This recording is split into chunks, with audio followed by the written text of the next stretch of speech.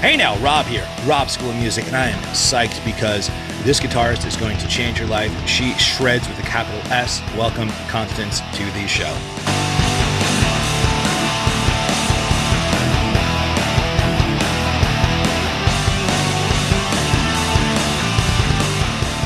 Guys, Awesome. super stoked to be here right now. Thank you so much for hanging. Like, I watch your videos and you melt faces and you just look like a rock star, and you have tremendous gigs with Till from Rammstein and Demi Lovato, and I'm sure 100 other things. So before we start, I guess the coolest way to introduce someone is to ask, how did you get started? What was the first thing that you saw? Was it an album? Was it a show? Was it something on TV? And you're like, that's what I want to do. My first dive into music, I was 4. I know it sounds ridiculous, but I started playing piano at 4, and then I also started playing violin at 4 as well. And I started playing violin at 4 because my brother was playing as well, and he's older. And I was like, I can do it because he can do it, and I could do it better because he's doing it. And so I was like, I know it's not the best way to look at it, but I was a little competitive, and I was like, I really, really want to play violin because he can do it and I can do it better. So I started violin, and it just wasn't for me, but I did okay at it. And I continued then with piano, moved to bass and guitar. I started guitar at 11, and as soon as I touched the instrument, I was like, this is my instrument. Like as soon as I touched the guitar, I was like, this is what I want to do forever. And I think Enter Sandman was the first. I know it sounds so cheesy. Enter Sandman was the first metal song I'd ever like listened to like front to back. And I was like, okay, I really like this. This is I kind of really like bond with this. And when I started playing guitar, I was like, I want to play Metallica. And I started playing a lot of Metallica. And that basically just inspired me to want to play solos and leads and little guitar harmonies because of Master Puppets and all that stuff. And then I started getting more and more into music and more into metal. And that kind of just inspired me, mostly James Hetfield kind of inspired me to want to be like a singer and guitar player. I love that answer because I've asked that question to so many people, and everyone has a different gateway drug. And some it was like my dad took me to a jazz show or Kiss or Zeppelin, but like Metallica is what did it for me too. I swear to God, you're the first person to say that, and thank you for validating me because yes. I feel like Metallica is just one of those bands where it just takes you on a journey. And especially, being like a young teenager, as like hearing that, there's just the power in it. Oh, I was like, I want to be on stage. I want to do that. I Yes. want to be a metalhead. Yes. Awesome. Yes. So what, oh, I want to dissect that in a lot of different ways. What was your first guitar? My first guitar, don't tell anyone, was a Fender Strat, and complete opposite of metal. But my dad knew a tiny bit about guitars, but not much. He doesn't play or anything.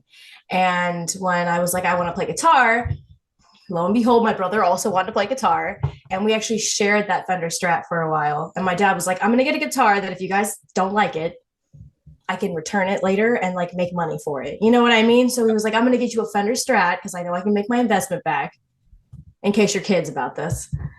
And then I ended up loving it. And I don't even have the guitar anymore. My brother has it. Oh, wow. At least it's still in your family. My first guitar was ironically a Strat also, but it was an Epiphone Strat style guitar. And I remember going to the store with my dad, and I picked that out because it had the Explorer sort of banana headstock. And I was like, well, that's almost like James's guitar. It's not quite, but it's as close as I was getting that day at the local music store. But I got rid of that. So that's cool that you still have that within the family. That's Yeah. And great. speaking of Explorers, I'm like looking around. I got 2 within eyesight right over here because of James Hetfield. Of course. Of course. Very cool. So, all right. So you're playing guitar, you have the Strat, you're into it, you're a metalhead. How long before you put together a band? And when you put together a band, were you singing and playing? Were you like legit the James singer rhythm, person, or were you ripping leads? I was done in a band with my brother as well. So we're very close. Even though I'm competitive, we're very, very close. And when I was about 14, we decided to put together a band. And we did kind of like a band through like a music school, and they were helping us put one together. And then eventually just kind of branched out after a few months because we were like, we can book our own gigs, we can do our own thing. So yeah, at 14, my brother and I were just gigging all over, and we were traveling all over California and the West Coast playing shows. I sang and played. Him and I both switched off because he also sings, singing lead and playing lead guitar. So, because we couldn't decide who wanted to be the star more. So, Yeah, that's fair. That's very diplomatic that you had the ability to share. yeah. And so for me, it was more like, I want to be James Hetfield. I want to sing. I want to play. But I also really want to play solos because I love solos. And as you know, as a guitar player, once we start playing a solo, we don't want to shut up. So, Exactly. Yeah, there's no turning back. It is a hole with no bottom. You just exactly. It's like, all right, how long has it been? Oh, yeah, okay. yeah. It's still going. Another 32 bars. Deal with it. Oh, I'm gonna hit the wah pedal now. Here comes another 32. Sorry. All right, that's awesome. You know, that's a cool story because within like my physical school here in New York, like we have a rock band class where we try and guide young musicians into finding their own bands and then eventually encourage them to branch out and do it on their own. Like I think that's a tremendous skill set to have, to just understand, especially at an early age, like how to navigate the industry at that level so you're not getting taken advantage of or ripped off or things like that. Exactly. How long did it take before people started being like, wow, these guys are good? Like, was it a bunch of crappy little gigs along the way? Like, when did it jump from a hobby to a profession? I guess that's a cleaner way to ask that question. I basically still played in a band up through until I was in college. So it was like my whole high school years, and a few years into college, with many, many different bass players along the way. I had many different band names along the way. And we played a lot of, you know what it's like to play a gig and there's just your mom and the drunk guy pass out at the bar and you're just like, hey, with the X's on your hands, and you're just like, Yes. still giving the same show though. Still giving the same show. I'm just hyped to be on stage.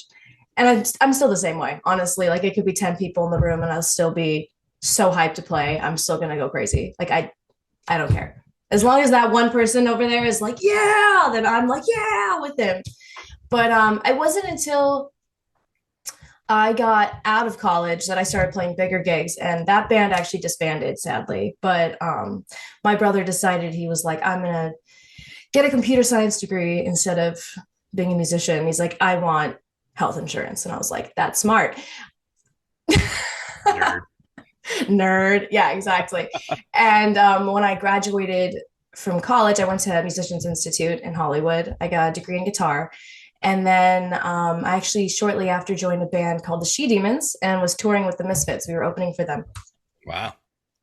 So what was that first tour like getting to something that's, regional, national, like, whoa, this is big time now. Yeah, that was my first like big tour. I'd only done like West Coast stuff, and like I'd never done, because I'm in Los Angeles, I had never done anything through the whole country before. And that was my first, I guess big tour. We did Canada and the US. And it was definitely like a culture shock almost, like going onto a tour bus. And like, I mean, we had a Winnebago, but close enough, had bunks. And just going from like small clubs to all of a sudden like 10,000 people, 3,000 people, your brain is like, whoa. Like when you stand on stage, you have like this little shock in your head. And the first show was really scary because I only had a week to learn all the songs, and I was freaking out. And I got moved to lead guitarist after I told I was going to be rhythm. And yeah, it was really scary, but it was also this like big moment where I was like, my career is opening up finally, And as I was thinking that at 21, and we all have our ups and downs, oh, I made it. No. Right. But it was definitely a big shock for my performing. And I feel like I definitely opened up my performing then too. I feel like I really became my character. If that makes sense.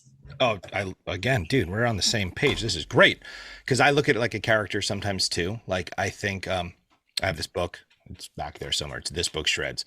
And, one of the chapters talks about like this rock star armor where like we form this extended amplified version of our personality while performing. And that becomes the thing that becomes your thing. And there's some of you in that, or at least for me, there's some of me in that. Like I was just in January, I was out at the NAMM show and I played, my buddy's band was playing on the big Yamaha, that big stage, and like I was there. I wish I'd known. I would have said hi. Yeah, dude. Yeah. I saw Lenny though. So I saw Lenny. So I saw somebody. Oh shit. Okay. Well, I also saw him there. I only went for one day though. So. That's enough people for me. I like Yeah. max out after a certain period of time of saying hello to everyone. I'm like, I'm out. Yeah, I definitely was there shorter periods of time each day. This was the first day. It was Thursday though, but like I jumped up on stage, my buddy's band was playing, and I just was like the feature on one song. And it's weird how like, boom, there it is. It's just you become that thing, which is going to lead into the next question. As you've played on tremendous stages, and we're going to get into that because that just blows my mind. But when you're playing in front of tens of thousands of people, hundreds of thousands of people, like where do you put the stage fright? How do you process that? Because for me, like a lot of the people that are in my world are younger kids who are starting out, and playing in front of 10 people is terrifying. When that multiple starts 10xing to something where you can't see the end of the sea of people, like where does your brain go? How do you do that? Well, in all honesty, if you actually think about it, 10 people is the same as playing in front of 100,000 people. And I actually get less scared playing in front of 100,000 people than I do instead of 10 people, because when I'm playing in a room of 10 people, their odds are greater that I'm going to fuck up and they're going to notice it. Yes. And when there's 100,000 people, the odds are greater that they don't know any better. And if I fuck up, they're not going to know. Sorry, can I say that on your You can F say up? whatever the fuck you Okay. want. I don't know. A house of art. Yeah. Perfect. That's one of my favorite words. So I use it all the time. I say And worlds. It's all good. okay, perfect. They'll get it. They hear it at school. It's fine. Exactly. Yeah. And honestly, when you see a whole sea of people, when you look at first, when you're thinking, if you psych yourself out before you go on stage, the first time I played in front of around 150,000 people was with Till Lindemann in Mexico. That was the first like big festival I've ever played on the main stage, you know, because you'll play a side stage at a big festival. There's 150,000 people there, but maybe only like 40 people walk by and watch you play, you know. But when you're playing on the main stage, everyone's standing there. Everyone's doesn't want to lose their spot, you know. And we went on right before we were co-headlining with Pantera, their first show back for I don't know how long. I know, insane. I had to pinch myself. I know. And in my head, I'm like, don't fuck up, don't fuck up, don't fuck up. And as soon as I walked on stage and I saw the sea of people, it was way less scary because you can't really, you see some faces, but because it's so big, you don't really get to interact with the people the same way. And because of that, you don't really get as scared because you're just not even like registering it as much. As 10 people, you're looking at every single one of them and you know exactly what's going on in their brain. And I hate that. So it's more of the fact of just relaxing yourself and being like, doesn't matter what these people think. I'm the one on stage. I'm the one doing it.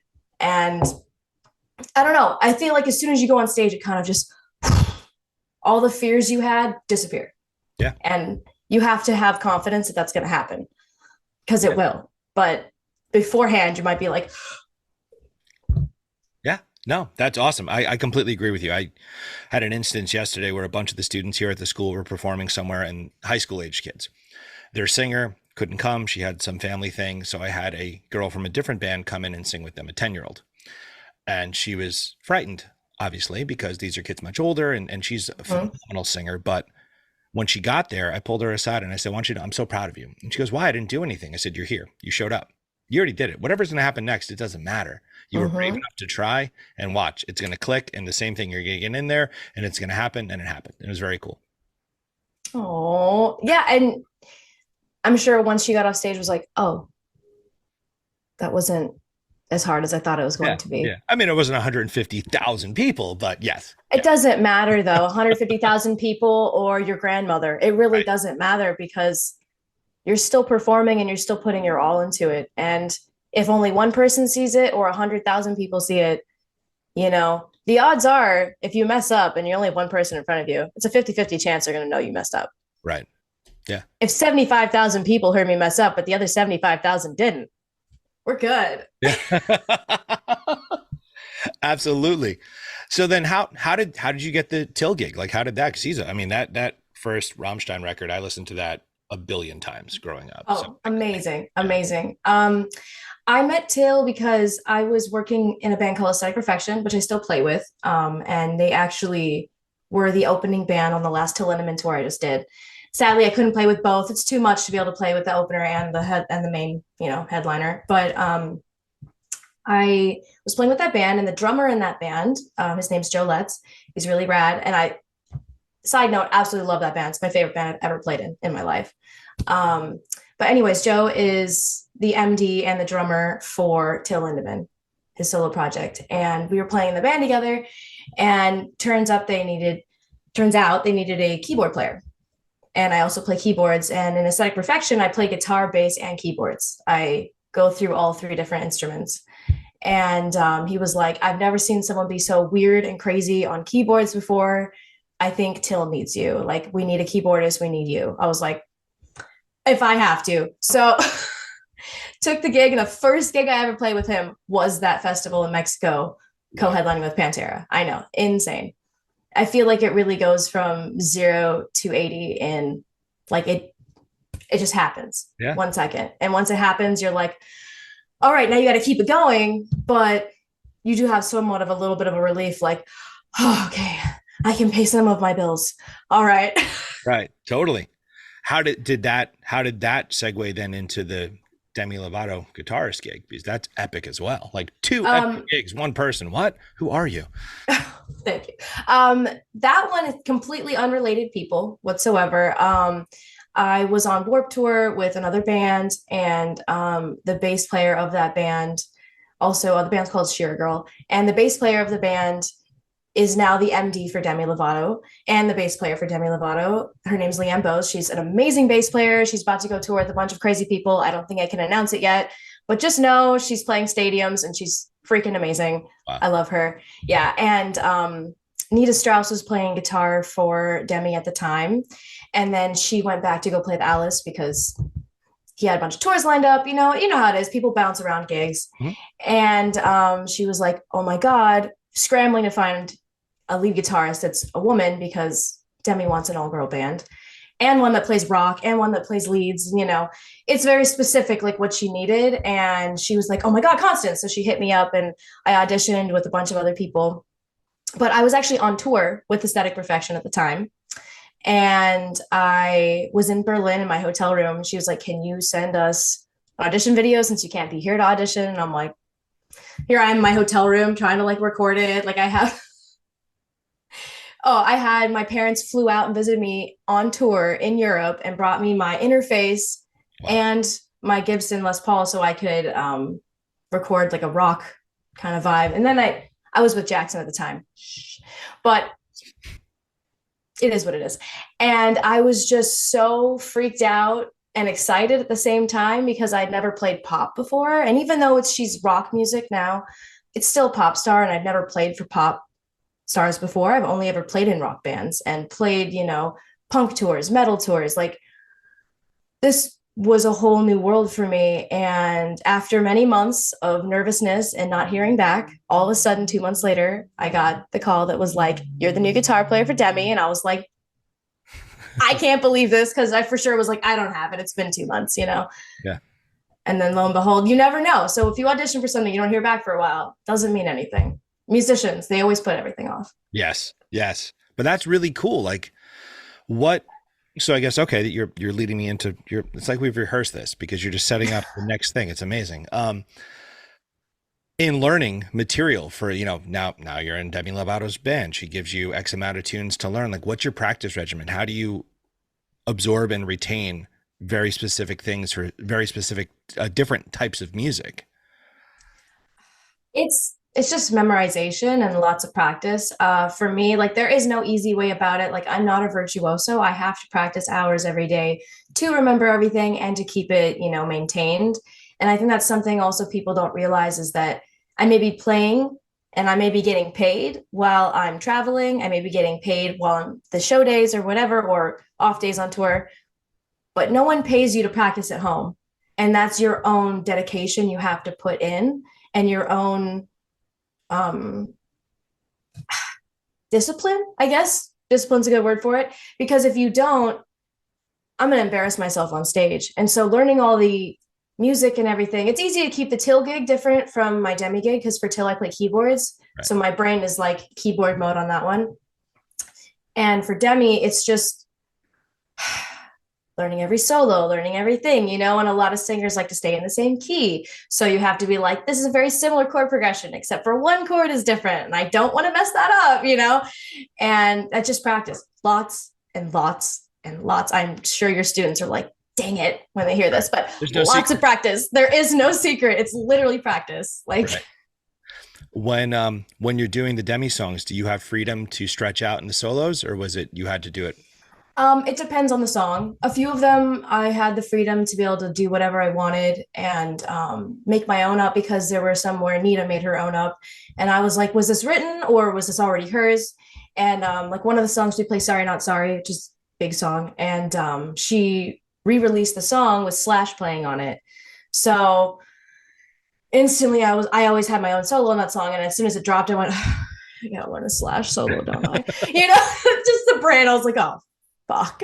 But that was like one of the instances where I actually had to learn a solo and do that. But a lot of them I got to write my own because it was more of a clean slate of her going from pop to rock, And even though Nita was already playing on it, a lot of the leads I got to kind of make my own. I still kept it the same vein, obviously. I don't want it to be too much of a shock for listeners to be like, hell was that? But when people give me creative freedom, I kind of like to stretch out on it. That's good. No, that's exciting. I mean, it's I'll say it to a lot of the people, I played in wedding bands and cover bands and things like that aside from original stuff, and I always think when there's a solo that I can make my own, now I'm taking a song that's not my own and I'm putting my fingerprint on it, that it's like, okay, there's Rob in there. Exactly. And to your students that need to hear this, improving is so important on guitar because even as you think it's a pop thing, everything's lined up perfectly. It is, but it isn't. Even the end of the set, every time when I play with Demi, we have an ad lib at the end of the set where she says her thank yous and her goodbyes and she walks around the stage. We don't know how long it's going to take her every time. Sometimes it takes her more time, sometimes it takes her less. Well, while that's going on, I am playing a solo and the drummer's going and the bass player's going, and we're doing all that while she's saying goodbye. It could be 8 bars, it could be 32 bars, it could be anything. So that's why improving and knowing your scales and practicing is so important. I have to do that every night. And you got to improv in front of, we played the Town Festival, which is the same people that run Rock in Rio. It's just in Sao Paulo. Wow. And that was also like 150,000 people. And that was my first time playing guitar in front of 150,000 people. Wow. Aside from we played on TV a bunch, but that's also scary. We played on live TV. That was a lot for me. And we played a whole set on the news on 4th of July. And I was like, this is terrifying. But afterwards, you're like, okay, it's not that bad. It's not that bad. It's okay. That's awesome. No, and thank you for being upfront and honest about you have to do the work, because I think that's something everyone's looking for, a shortcut. And I feel like There's music none. and fitness are two things in life where you can't buy it. You just got to do it. You got to do the work. Exactly. Which also go hand in hand for stage. You need to stay fit and you need to work out. Doesn't mean you need to look a certain way. It means you need to have your cardio up so you can run around and have the craziest show of your life. Exactly. Absolutely. So jumping off from those two things, what would be, aside from that, which is tremendous, someone starting out in the industry, they're trying to get to a point where they're playing with a national act or regional act or something where they're going to be, out of their little town and actually take this to the next level. Two-part question. What advice would you give someone in general? And then, not to make it this way, but 60% of our students are females. Mm-hmm. What extra layer of advice would you give to a young girl trying to get into this world? First of all, I love to hear that because when I was doing music, I just want to let you know, I was the only woman in my graduating class for the guitar program at Musicians Institute. Yes, I was the only woman that walked in the guitar program when I graduated. And it's really great to hear that there's 60% are women, because I just love to hear that. I'm very much in support of that, because it's really hard for us to get jobs here and there, because a lot of times it's either all girl band or we're looking for a woman, not we're looking for a musician. Right. So anyways, complete side note. I say if you want to become a professional musician and you want to be able to tour and make a living from it, again, a lot of practice, keep your skill up. That's a huge one. It really is, because you want to be able to be prepared for something you're completely unprepared for. I know that sounds insane, but if you're practiced up and you know what you're doing, people know that and people take note of that. And that word travels fast. Meet people, talk to people, make sure, I know it sounds, again, I hate it. Put yourself out there. post a guitar video. Don't be scared. Like, do it. Even if you're like, I'm nervous, I'm not that good. It doesn't matter if it's a simple riff, if you're playing 3 chords. Put yourself out there. Let people know what you do, because people don't even know. You have to tell them. And no one's going to just be looking for you. You have to put yourself out there and let people know you exist. That's one of the main things if you want to be a touring musician, is meeting people, letting them know, hey, I'm a guitarist. Hey, I'm a singer. I'm a bass player. I'm a drummer. I'm play glockenspiel, whatever you do. You have to let people know.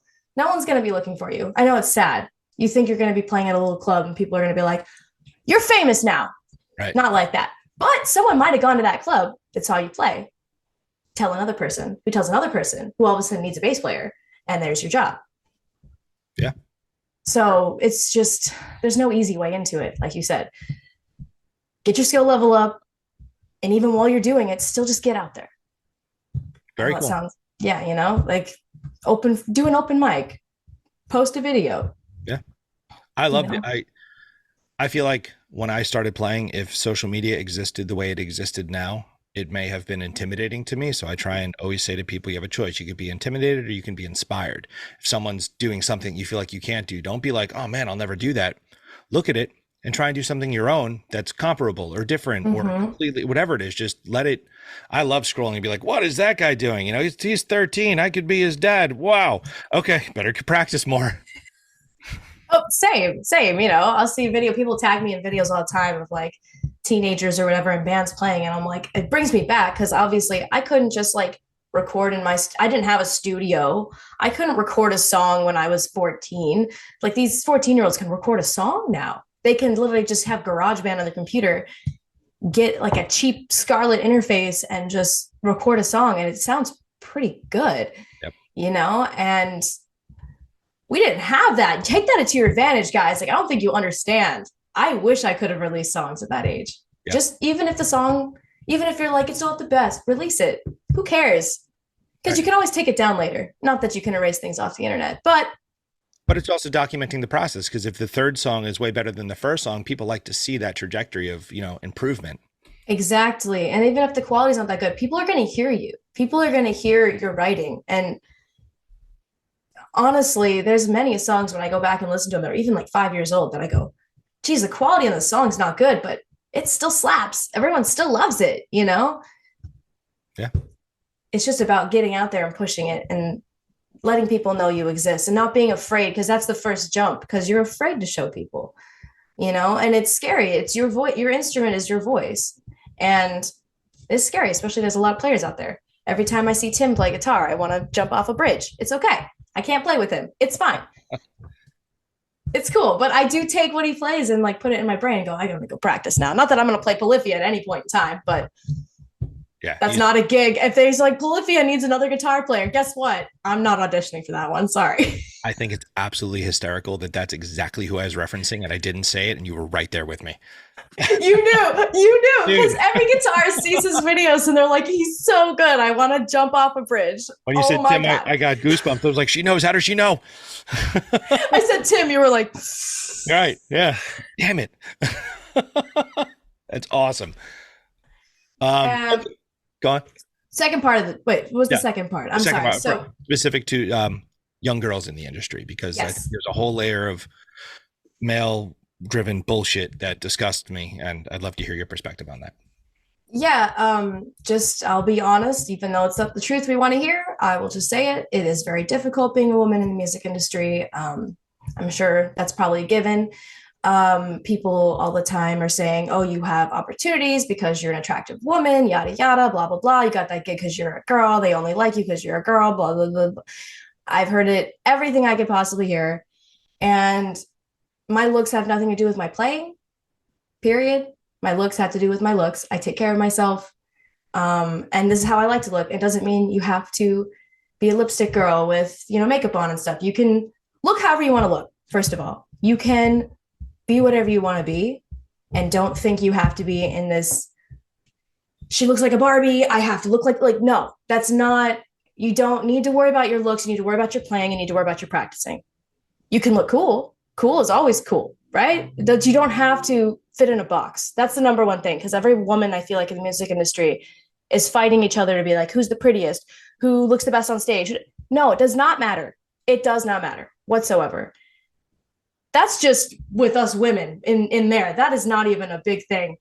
When it comes to a lot of the predators in the industry, that's a big thing you have to look out for, because the amount of times I've been invited to a studio, or I've been invited to, oh, come over and jam, or maybe I would like you in this project. And then you get there and it's ulterior motives, and these are big people in the industry. These aren't this random dude I met in a coffee shop. Like, these are people that are like working with big people, and then you show up and they're being quite forward, and you were going there in a complete business mindset, right? That's something you really have to look out for, and the way of navigating, how do I not offend people when they are trying to come on to me? But also, I'm a professional. I'm a musician. I'm not here for that. I'm not your plaything, right? And that's a whole navigation us women have to go through in the music industry. And just staying strong and being like, thank you, I'm flattered. No, thank you. I'm here for work. And having to be strong and having to say that is really tough, but you can do it. You can do it. And even if you burn a bridge along the way, you have to remember it does not matter, because that guy's burnt, I'm sure, a lot of bridges with a lot of other people. So gotta just be strong. It's really rough, but we all understand. All of us girls out here, we know what it's like. I literally was talking about this on a podcast with the other members with Demi's band. We've all been through the same thing. We feel you. And it's going to happen, but you got to just push it out of your brain and be like, that's one schmuck I don't need in my life. I can keep going on. There are millions of people in the industry. Thank you. Thank you for the honesty and all of that, because it's gross. I know it's gross. And I have a sister and 3 younger cousins. I've always had females in my bands. I am disgustingly overprotective, and it's not fair. And just be strong, dude. That's awesome. Thank you for that. That's great. I asked that question to Nita Strauss also, and a similar response. So that's awesome, dude. Thank you. Oh, I'm sure she's experienced that a lot too. Yeah. We all have. It's bullshit. The world is stupid, but keep rocking. Your looks is not your playing. I like that. That was really good. All right. So now something heavy. We'll go to something light.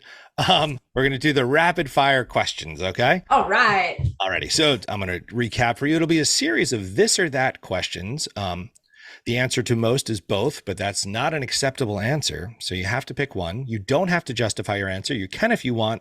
I will not debate you except for one, but hopefully you'll answer the one that I think is the right answer, and then I don't have to be obnoxious. So it's all good. All right.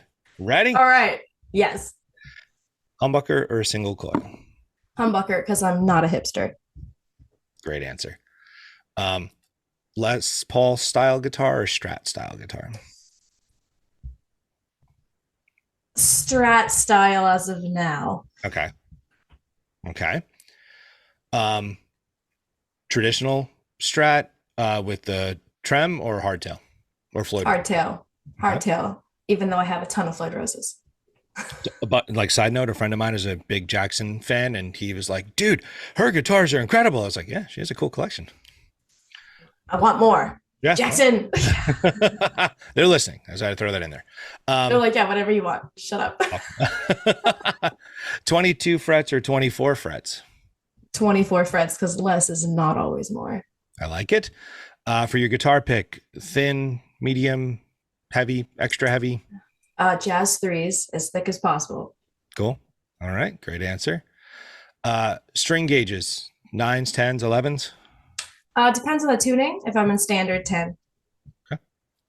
If you were to grab a bass, a P bass or a jazz bass? P bass. Okay. That's a fair answer. That's like the most recorded bass sound ever. For your fretboard, maple or rosewood? Ooh, I like the look of rosewood better, but a lot of mine are maple. Okay. Cool. Actually, I think it's half and half now. I'm looking. Sorry, go ahead. The answer is both. It's totally okay.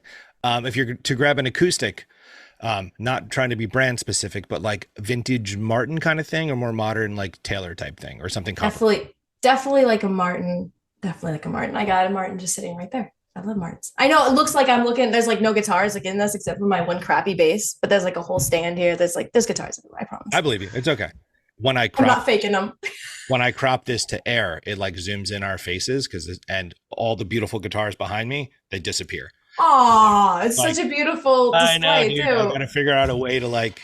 I don't know. This is like a newer space that I'm recording this stuff in, so it's whatever. I'm working out the kinks. Anyway, I digress. When you're using gain, do you prefer the gain to come from the amp, like a dual rectifier kind of thing, or like a clean amp pushed with a pedal?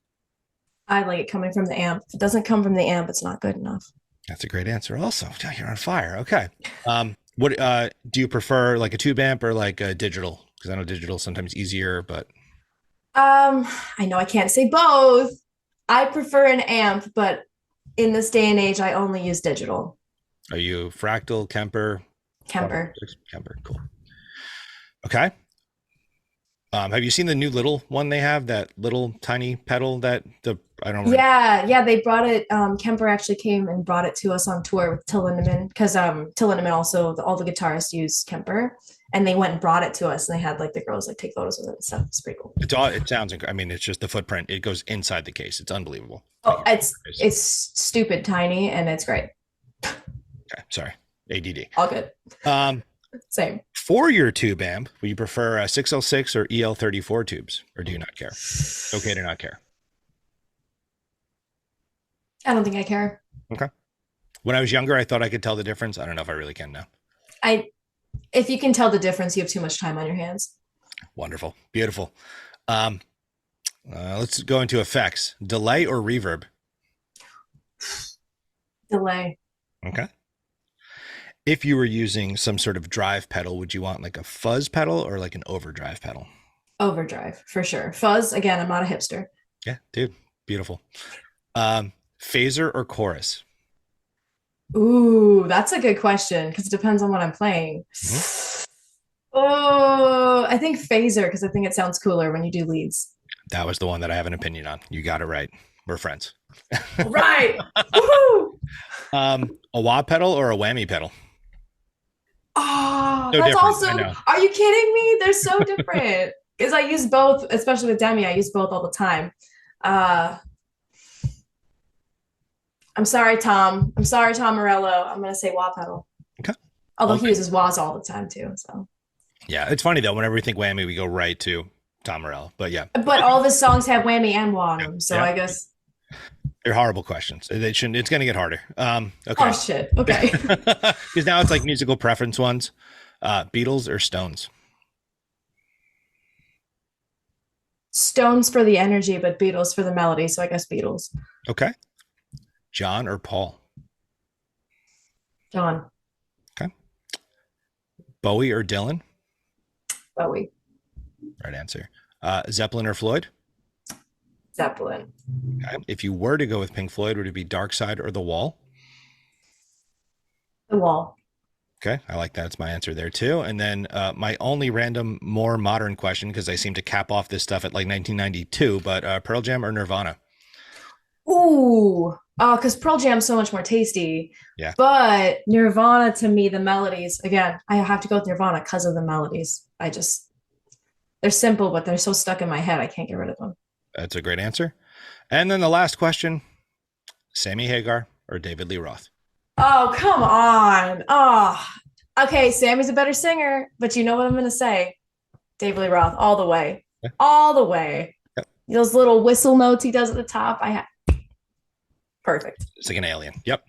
Okay. Those are my questions. Thank you so much for hanging out with me. Thank you for having me. This was fun. Is there anything coming up that we want to tell the world about?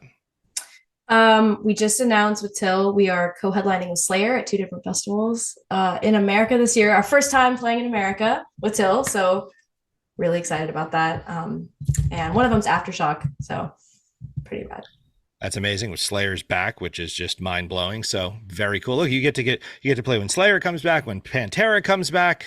I don't know how we keep getting these really cool co-headlining spots with them. I mean, I guess, Till's a big artist and we're a big up and coming band right now, but I feel still like I am the little girl playing guitar in her bedroom with my little tiny Fender amp, my little first you know? And I can't even wrap my brain around that I'm playing these, but it's okay.